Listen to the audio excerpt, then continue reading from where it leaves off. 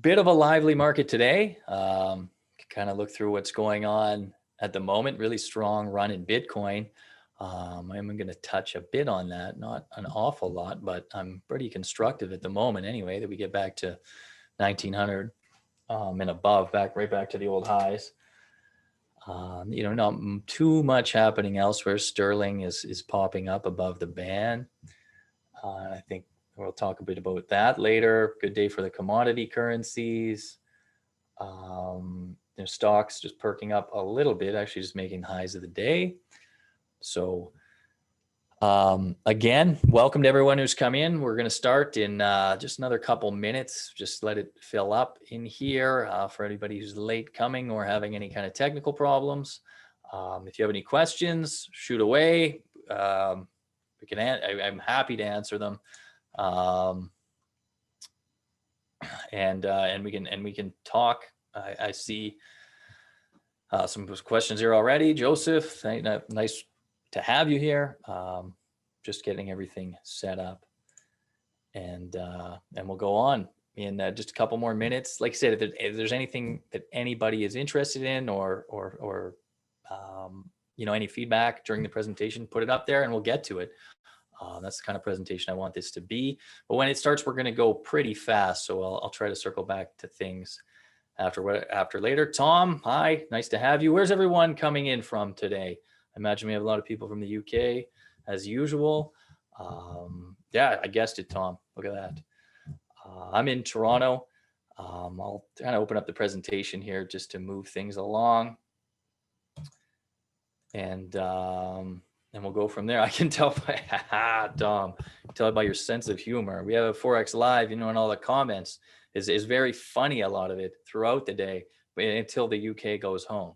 So based on that alone, I assume that our UK FX traders at least have the best sense of humor out of anyone in the world. Anyone just coming in? We're going to start in probably 1 minute now.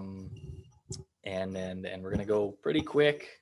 Tell me about you. Well, I do have that. I'll skip to the second slide just for you, Tom. A little bit about me there. You can read the part. If you anything else you'd like to know, I'm happy to answer, I guess, if you want to know about me. I mean, everybody hopefully knows Forex Live who's here. We are on top of the news 24 hours a day whenever the market's open. And yeah, that's what we do. Live analysis of what's happening and how it fits in with the market moves and what the market moves mean, or why the markets are moving. So we're going to talk about a lot of what's happening in the world. That's really the aim of this presentation. I'll ease into it here now. Thanks for coming, first of all. And it's a shame we can't do this live.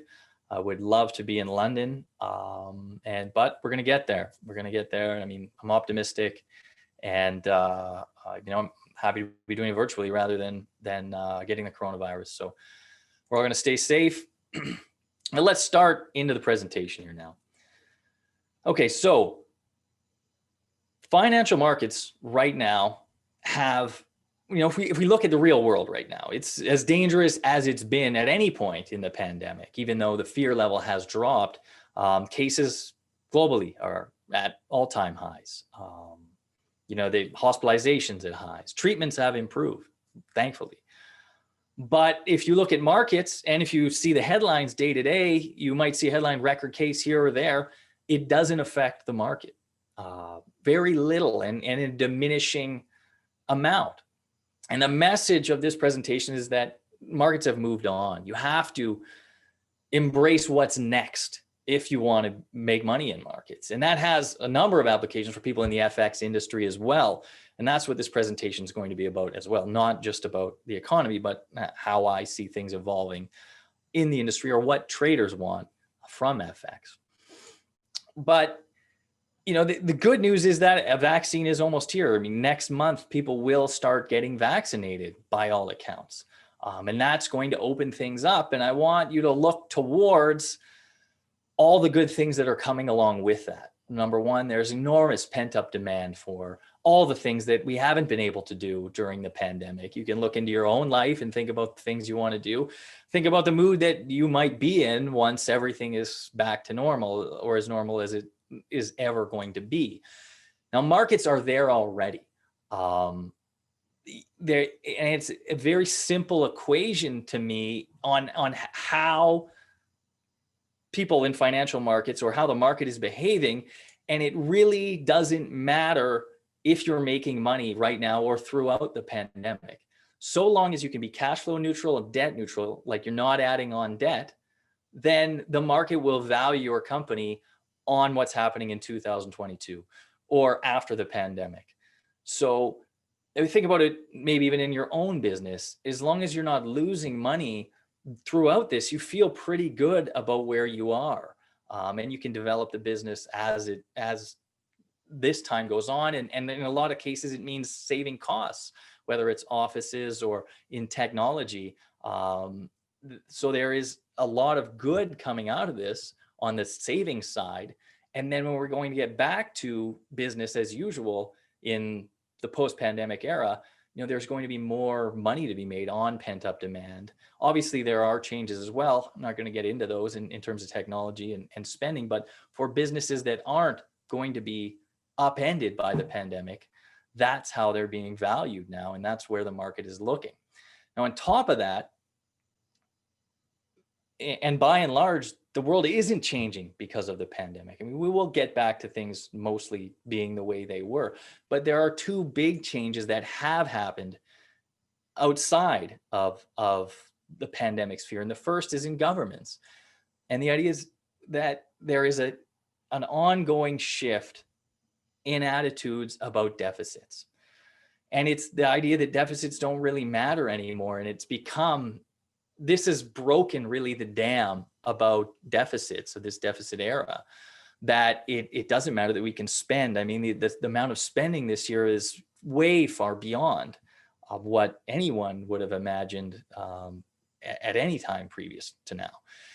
And governments have really embraced that. And that's what's backstopped the markets. And that was the turn in markets, when the realization that governments were going to take on all the debt from this, and that companies could get through cash flow neutral, debt neutral through this cycle. The message though coming out of it in 2022 is that it won't stop, is that this attitude from governments now is that we can spend however billions or trillions of dollars to fight this. Well, let's spend that again and see what we can get out of that. We haven't been punished by the market. There is no discipline from the market. All those warnings that we warned about for a generation really haven't come to fruit, and governments can borrow cheaper than ever. I mean, if I look at my terminal here, I can see Greek debt, 10 years, they can borrow for 0.66%. That's Greece. I mean, a company that's defaulted every decade forever. And most recently 5 or 6 years ago. So it's just astonishing to me how cheap governments can borrow, and they're going to do what governments have always done, and that's spend. I mean, to give you an idea, you just see that's the US, which is not the worst actor by far in the pandemic, but it just shows you that we've been warning about deficits since 1990, and everybody's heard it since then. And here we are, 6 times higher amount of debt, and absolutely spiking right now with no sign of slowing down. And in terms of attitudes from the public, it's one of my favorite charts of the year because it shows the popularity of different chancellors in the UK. And you can see Sunak is more popular than anyone in 15 years. And this era of deficit discipline is ending. Sajid Javid, I look at him as the last fiscal conservative, because he was, and it shows his picture there, he was sort of thrown out at the start of the pandemic because he wanted to retain some fiscal discipline in the UK. And they dumped him, and you see the popularity of Sunak now. And it's undeniable, I think, in a number of elections. I really saw the US election even as a referendum on spending. It didn't deliver a clear result, but I think it will eventually. And even if you look at the Republican side, few people were running on the kind of fiscal conservatism that they did a decade ago. And I think that's dying. It may be a slow death, it may be a quick death, but that's what this decade is going to be all about, because people simply won't vote for it. And on top of that, central bankers are complicit. So the second theme is that central bankers now have had a regime change towards keeping rates low until inflation is there. Previously, they had anticipated it or tried to move rates back to some sort of normal level because that's where they were comfortable. And now we're seeing that central bankers are trying to do more. And on top of that, they're increasingly seeing themselves as activists, as they, sort of get in this bit of a power struggle to justify themselves. Yesterday there was a speech from Macklem talking about ESG or just environmental, that central bankers need to do more. Powell himself in a speech yesterday or the day before talked about how they need to do more for the workers and minorities who have lost their jobs and so on and so forth. And I was posting yesterday about Arthur Burns, who was the Fed chair in the 70s. He ranted about labor unions in the 70s. He said they were a plague. And now we see this completely different attitude from central bankers, and they're just desperate to stimulate, but also to kind of grow their popularity because they've overpromised for so long and been unable to deliver. So now they're doing more and more and more. And at the same time, they've lost sight of what their goal is. I mean, it's rare for me, and I cover every central bank speech, to see one that's actually about inflation. And that's their mandate. That's their job, is to keep an eye on inflation. And instead, we've just seen an explosion in central bank balance sheets everywhere. This doesn't even include Canada, which is off the charts if you look at that. It's gone from nothing to enormous. And everywhere. There's spiraling central bank balance sheets, no sign of slowing down. And Powell was asked this week, what's the plan to get out of this? He said, well, we'll think about that later. I mean, come on. There's no plan to ever get away from this. And in a sense, the reaction has been successful. If you were to go back to 2008 and implement this sort of fiscal and monetary response, there would have been no financial crisis. So in that sense, it's good. But in the bigger picture, my view is that recessions are cleansing in a restarting sense of the economy, getting rid of businesses that really shouldn't survive. And you can argue a pandemic, that's not quite as fair, but I think that response is going to be there whenever any trouble comes. So you have, just money flowing from central bankers and from governments, and it's not going to stop. There's absolutely a seductive factor in it that will continue throughout this decade. I absolutely am aghast that few people, even at the Fed, are talking about it. And they, when they do talk about it, they said, well, when inflation does come, we know what to do about it.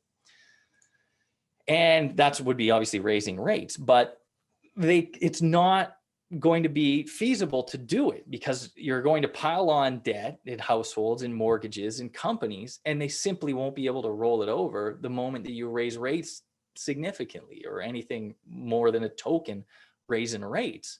And on top of that, the political pressure would be insane. And so they say we know what to do with it. But if you look at any reading of central bank history, is that the moment they try to boost rates, the blowback is unbelievable. So they will take away their independence if they really did try to do it. And you end up in this situation where you've overdone it and you start to get inflation and you can't rein it in. Now, the good news is that it's not time to worry about that just yet. We're in the era right now where governments are going to fall in love with cheap money. Central banks are going to keep money rates cheap. And we're going to see what we can do with government spending. And I believe it will work for years. Obviously, it ends badly. But this, I believe, entire decade is going to be the easy money decade. And I hope you can enjoy it as an investor and as a person, because it will end badly. And we'll be paying for it for the rest of our lives. But for now, the trade is to go with it. Now, looking further out, we've seen this in history a million times. This is Roman history. You look at this chart shows the value, the silver content of the Roman currency. And it was just a steady devaluation throughout the Roman Empire. And even in the Pax Romana at the start of the chart, you see a 20% decline. And that would have been at the time the greatest empire in history. And so there's always this seduction to devalue because it means you're paying people less. And it creates the illusion of wealth. And over time, the downfall of Rome is the debasement is part of that. But the other lesson here is it took 300 years. So that, these things can go on for a long, long time.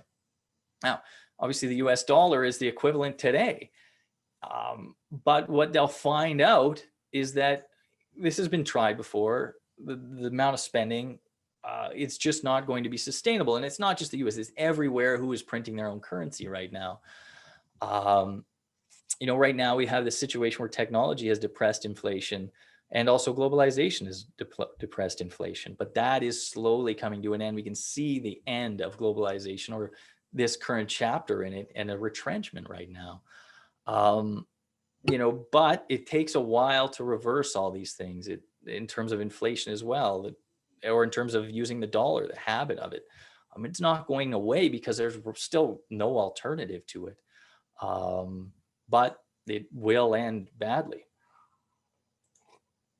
Now, circling back, the trade now is very, very simple in terms of easy money era. Is buy everything. There are anything that you can hold will appreciate in value, in terms of, except bonds, but any hard asset, any equity asset, any equity market, obviously exceptions, but more or less, there is no alternative, the TINA trade, to buying risk assets and hard assets. Savers have absolutely nowhere to go. And if you look at those charts on the bottom, and I think that they're going to be very instructive because it's something that nobody talks about. The idea is that as interest rates go down, spending goes up. But you're seeing the savings rate rise right now, which is counterintuitive. And the thinking is, well, that's the pandemic. And I'm sure that's partly true. But the reality is that this has happened before. And in places that have had low rates for a while, the savings rate actually goes up, even though you can get money cheaper. And if you look at that intuitively, it makes a lot of sense. 20 or 30 years ago, you could have retired handsomely on $1 million, bought a bond that might yield 7, 8, 9%, or a portfolio of bonds, and it's $80,000 a year, which is a healthy, very nice retirement. Today, you get 2% from that bond if you're lucky. So you need to either save more or invest in something else. So number one, we're seeing more savings. It was the person who needed $1 million to retire may now need 2 or 3 at that same level of income. So, to get to that level, they're probably investing more aggressively, but they're also saving more. And that's the only way to really get there. So I think the Fed is going to have to grapple with this at some point. But in the meantime, it means savers are saving more, which is going to eventually crimp spending in the economy once credit runs out. But for investors, I think, and for anybody in the FX industry, there is an increasingly compelling trade in terms of leverage. And FX industry knows leverage, but not so much in trading, but investing as well. And you're seeing increasing competitive pressure to lower margin lending rates for vanilla securities. I think we have, the benchmark is 6, 7, 8% quiet lending on margin, but you're seeing more aggressive brokers move into 1% margin lending. And that can manifest itself in different ways. But I believe there is going to be a retail demand for cheaper margin lending. And I think it's even powerful enough to get people to move brokers from very strong players. towards that. And I think that is going to be a competitive landscape that's exploited in the years ahead, because you can achieve, I mean, a 2% yielding security even with leverage, borrowed at 1%, you can leverage that if you believe in it enough into a decent return. And then obviously the risk controls have to come along with that. But I think more and more money, you see it obviously in institutional markets now, it's lending and margin and leverage on top of leverage. And I think it's trickling down to retail, and that will continue in this decade, and I think in a big way. But what that also means, the ability to get capital and to trade with money that's far beyond what you have in more and more securities, even highly volatile securities, creates a bubble. And we're going to see in this decade a bubble in bubbles, just more and more bubbles. Price action really becomes the story. So you have ultra cheap borrowing. And along with that, technology and the internet, you've created a global groupthink. People are listening to the same voices and they travel the world over. And then again, like it says, the price becomes the story. Along with that, market access is improving. So you have everybody can trade almost anything at this point. So, and as brokers, there was a time, I guess, when we would just FX brokers, just crypto brokers, just commodities, futures brokers. And that just expanded. If you watch the main panel, sorry, I forgot the name of the panel, but but anyway, there was an earlier panel with some industry leaders, and they talked about this as well, as you have that access now to so many different securities. And I think that's going to be obviously key because people like it, but it also helps to create these bubbles and overshoots things way beyond what's possible. We're going to talk about those, and I probably some come to mind to you. I mean, even with me mentioning it, that money is chasing these themes, and you absolutely have to be able to give people what they want in terms of market access right now. But on top of that, I think there's marketing those things as well and how to use them. And we're going to talk a bit more about that because I think it's an important theme for anyone who's in the industry, is to be able to give people the things that they want. Let me just zip through these questions a little bit. Yeah, okay. Is everything overvalued, and how do you value it? Like, I don't think it is. I mean, I think the argument is pretty compelling that you value everything against bonds. And if your risk-free return rate is 0%, or if you can borrow at 1% or less, what is the value of anything? Anything that returns above that with a certain premium for risk is valuable asset, and it should rise until you get to that point. So I really think we can way overshoot on anything, way beyond any standard or old fashioned. Why should a PE from 20 years ago or 30 years ago, when inflation was 5 times what it is now and rates were much higher, matter? I don't buy that. So things can go much, much higher. David, amidst the tussle between short-term COVID risk versus medium vaccine optimism. Yeah, and that really has been the tussle throughout kind of the last 6 months, along with the political risk. And I think it's clear now that it's over. I think the battle is over. And that's really the message today, is that the vaccine has won, that we're in the post-COVID market. And yes, we're looking at 4 months of terrible news, but I think the market will power through it. Especially if more money is flowing. You have to watch for bankruptcies. I think that's really the marker of maybe a change in sentiment. If you have mass bankruptcies or meaningful bankruptcies, but you just don't see it in large companies. So for something like the DAX, which was someone was asking, that it's just not happening other than Wirecard. We'll get to some of these other ones you're asking about. And then we're talking about some soft commodities as well. And I think it will apply to all that as well. You have economic growth and all these things. I mean, sugar is really an economic growth story. Soybeans, not exactly my forte, and softs, but Listen, you have global growth improving and you're going to have global demand improving. Corn, obviously American corn, you have some subsidies going on there as well, which you need to factor in. But I just think if you have a declining currency, the price of everything goes up in terms of that currency. And I think the dollar's set for a big decline. But one of the obvious ones, which David asked about, is gold. We're in a bit of a pause right now, which I really like in gold, and it makes it a great time to talk about it. We've kind of hung around this 1900 area for a while. You see this is money supply in the top chart. That's in the US dollars, up 23% since March 1st. And in that same time, silver up 49, gold up 18, and that's March 1st. So I could cherry pick right from the bottom and add a lot to those numbers. If you go to March 17th or 20th, to see the supply and money supply growth. But even copper, in this time of slow global growth or no global growth, copper's up 26%, and it's just making highs out to 2018 this week. So that steel, even a commodity like that, it has gone up and up beyond. I mean, we saw lumber earlier.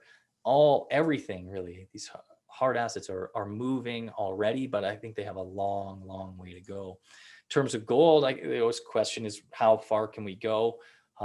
Here's your long-term chart of gold, and we busted above the old highs, and now we're just consolidating, and that's fine. That's what you would expect after a run from 1200 to 2000.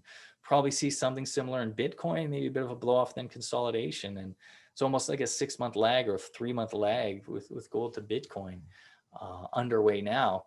And I think we'll see a breakthrough, and there's this, I guess I got to pull up the lines here. Well, we see gold it's the all-time classic store of value. That's never changing. The seasonals start to tick much better in January, February, but we've seen an increasing front run of it the last 3 or 4 years in December. So I think the time to buy gold is next month. Any sort of flush. I mean, it's in 1879 today. I'm looking to buy more on any kind of dip below 1850 because it's sort of stuck around there for a while. But the risk is that you miss the next move. And I think that's a little bit what's happening in some oil companies right now, which I'll get to. Again, on top of that, public enthusiasm pretty moderate. And in the bubble and bubbles theme, it has to get to a true frenzy before you're getting to anywhere near any kind of top, and it will be way beyond anything. And I mentioned 4,000 there. I think it's a reasonable target, 3,000, 4,000. As the dollar starts to slide, and we haven't had any dollar weakness yet. In a lot of spots, it is in danger of breaking down even now, which I think is going to catch a lot of people off guard and trouble a lot of central bankers. Oil. I want to talk about oil and the energy market, because I believe these prices right now in oil will be the lowest that we'll see probably in my lifetime. This is sort of not a consensus idea. I get that. But we talk a lot about peak oil demand, and we might be there. We'll probably be there in 10 or 20 years for sure. But we don't talk a lot about peak oil supply. And you can have peak oil, as long as supply is falling faster than demand, you'll see oil go higher. But first, I want to talk about the bubble and bubbles itself, because oil is such a good example, and it was short oil or different oil trades in March. So, I talked about oil going to zero in March, and I was mocked for it. But one of the things as oil was bouncing around, what struck me was this tweet, and it was right at the height of the oil frenzy. And it kind of made it clear to me that this was a bubble in speculation on both sides of oil. And you can see that this tweet, what stands out about that tweet to you, if you're able to think about, okay, so Amina Baker, who's works at Energy Intel's oil watcher, journalist, she's talking about 150,000 barrel per day argument between Mexico and OPEC about cutting. But what stands out there is there are 543 people retweeted this, 1,200 liked it, and 128 commented to me. Now, I've been in the oil market for over a decade, writing about it, analyzing. This is not a big news. I mean, we were talking, this is the height of the pandemic. In terms of demand, nobody could pin it down within 10 million barrels. They're arguing over 150,000 barrels, which they, is insignificant at the time. It was meaningless. And when I saw that, it said to me, there are way, way too many people interested in oil right now. And that something that's obviously everybody who has never traded oil before is somehow retweeting this or getting involved in the oil market. Even though it's the largest physical market, in this time, retail absolutely overwhelmed it. And I think that's scary for any asset, more or less. You had this tourism in trading where people will go, and that was sort of the headline. One of the things I wrote about that tweet is, all the tourists who would be in Paris or New York or London right now are in the oil market. That's what they were doing with their time, was trading oil. And it was unfortunate because it ended so badly. There was, I think one of the roles of brokers, even certainly our role, is to try to help people avoid these pitfalls, because the excitement around these things is pulling people in the wrong direction, and it's leaving them extremely vulnerable, almost to a point where it's a problem that regulators will solve if the entire trading industry isn't on top of it. So this is USO, which is the US oil ETF, the main one. And this shows volume in orange and the price of the ETF. So you can see fell from 100 to $28 right now. Oil's bounced back halfway back, and this is never coming back because it's broken right now. You average something like 2-3 million shares a day. It was trading 130 million shares at the peak.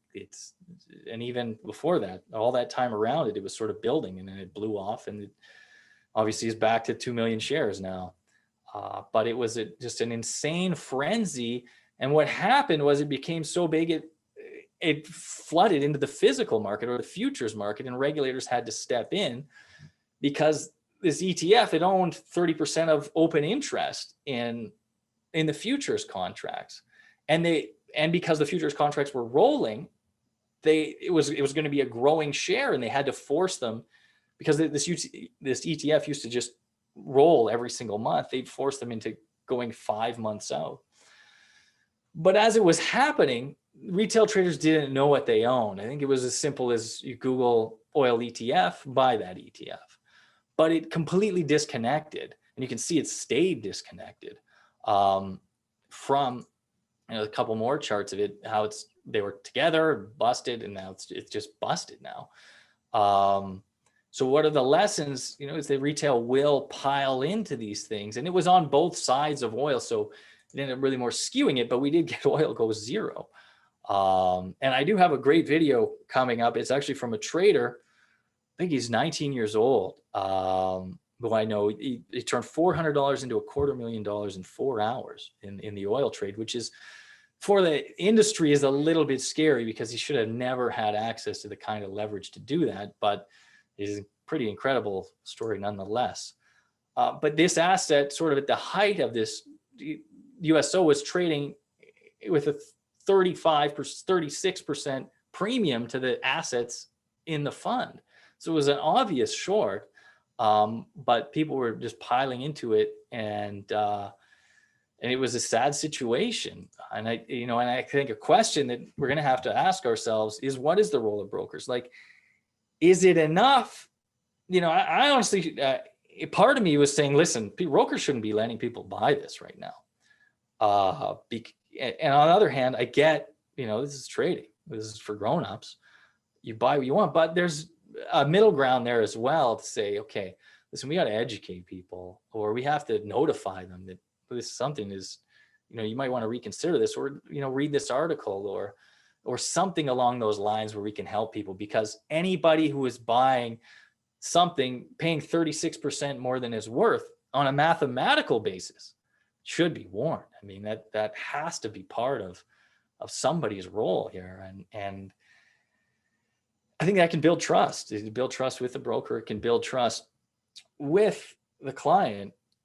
And along with that, I'm going to wrap it up pretty quickly here. I'm getting a bit behind, but I think for brokers or anyone in this industry, there is also a role for tactical marketing flexibility. So people want to trade different things. And it changes very quickly, and you want to be able to offer that. But if you can't offer that, you want to be able to at least offer something similar. Like if it's not US an oil ETF or an oil itself, then maybe oil companies or something along those lines as a substitute at least. But you want to be able to change your marketing and your advertising very quickly as the market goes through these these themes, which happen quickly. One day it's Tesla, the next day it's something else. And if you can change your advertising content and work with people like Forex Live who can change it quickly, and can also supplement that with content, then I think that's a winning formula for attracting new traders. And then in the internal marketing, it's saying, hey, listen, have you noticed this is moving? We offer that as well to clients that you already have, and also providing information to them. Whether I think there's a big future in articles and news and getting that to people. You already have the data on what people have owned or what they own now, and to supplement that with information, I think is a powerful marketing tool to increase volumes and also to help them. To wrap up on oil, the point I made at the start, it's really a tale as old as time. It's a boom bust cycle, and this is the mother of all busts right now. The chart shows capex in oil, and it's been underinvested for a number of years because shale was supposed to grow and grow. Shale is not happening now. We are certainly in a peak supply issue here now. OPEC has some spare capacity, and I think that's keeping the market down, but conventional oil is running off around 5% a year, and that has to be replaced with big investments that take years to make. Shale was supposed to be that, but it's clear now that it's an absolute con. None of those companies made money. It's been one of the great incinerators of capital of the decade, probably the greatest of the decade. And I think if it weren't for the pandemic this year, the implosion in shale might have been the number one financial story. And it's ongoing. Even if it comes back, the mode now has gone from growth in production to using free cash to pay back debt and return capital to shareholders. So even if you get oil at $60 or $70, there's not going to be the new investment that you would expect. So you still have all this supply running off. So I believe this is a sure shot for a huge spike in oil and energy prices. We're seeing natural gas has already started. On top of that, there is no, this is going to be the one industry, or one of the few industries that don't have access to money that is flowing and liquidity that is flowing because banks are cutting them off. Investors have certainly cut them off because they've done such a poor job. And then once oil prices do get even beyond $60, $70, it takes 3 to 5 years to bring on a large conventional supply. And it's just not there. And there's this huge time lag. And I believe it's going to be an incredible trade in oil if you're here for that kind of thing. And then in terms of other busts or bubbles in markets, I think volatility products are a big one that have a future, but it is one of the most dangerous games out there. Remember the ZIV from 2 years ago? It busted, was the inverse volatility. It was a great bet. You can see the run up. You just bet against volatility and you bought the dips until the whole thing came crumbling down. And it was a 30% day over day drop in volatility. And because it's a leveraged product, it imploded overnight. It went from 99, I think, to $18 and then to zero shortly afterwards. And again, retail understanding of what they were investing in was nil. Very simple ideas, very popular ideas, and it utterly caught people out. And on the next one, it can happen in FX. Here's an example. Aussie yen. I mean, we saw the yen flash crash right at the start of 2019. And that's the sort of chart it shows there. And then again in the pandemic. Now, the pandemic was a little bit different of a story because there was a fundamental reason behind it, but this time there wasn't. And so you wonder what happens over time as this leverage builds up. Remember the Euro Swiss peg, and I think that left the FX industry in some ways in better shape and ready to handle these kinds of things, along with some of the unfortunate regulation that came with that.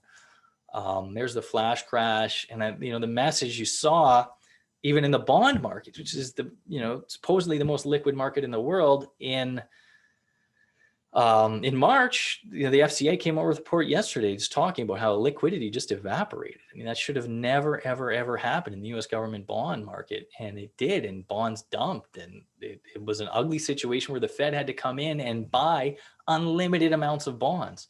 They were buying, I think it was $100 billion a day, and taking on the entire treasury market. And without that, we'd be in a much, much worse situation today. But out there, it's just borrowing on top of borrowing. And there's this house of cards that got blown over by the pandemic, and it should be fixed. But instead of fixing it, we're just rebuilding it bigger, and even more fragile based on lower rates.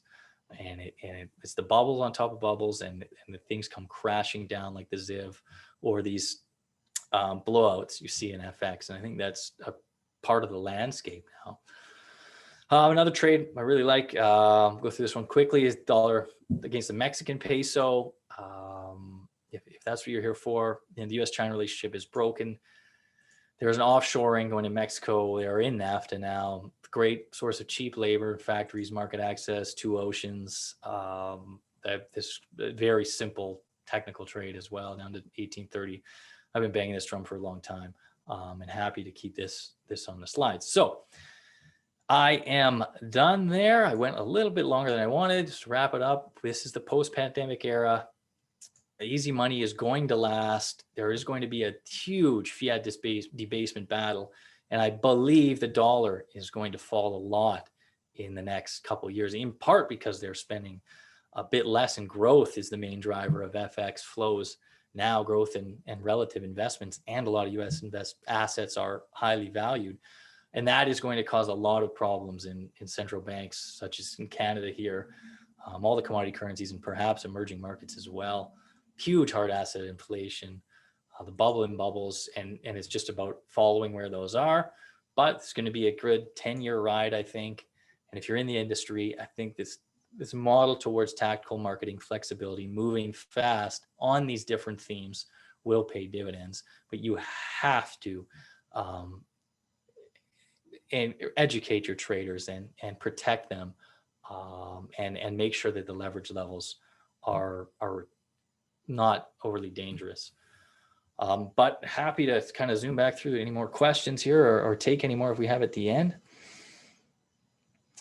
Yeah, okay, David, sort of come back to your gold question here. Yeah, well, like I get that, and I think we see it now, so that a lot of that is priced into gold. He's asking, that optimism looking a little bit negative for gold. But I think what's changed in the world is that the fiscal stimulus isn't going to end, and that is ultimately the driver of gold.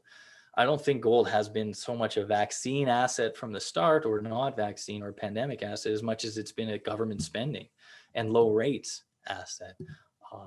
And so long as rates are pinned to zero, I think the path for gold is higher.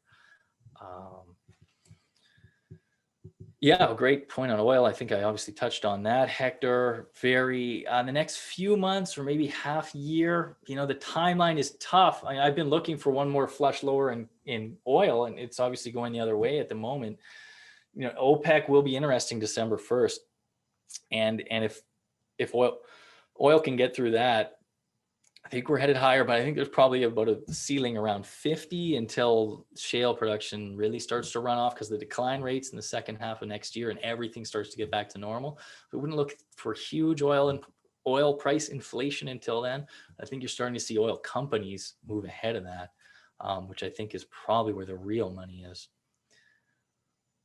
Vaccine prospects. Okay, so let me read this one out. Vaccine prospects are accompanied by rising U.S. yields and a less dovish Fed. A less dovish Fed, okay. And then you see the developments, this dollar.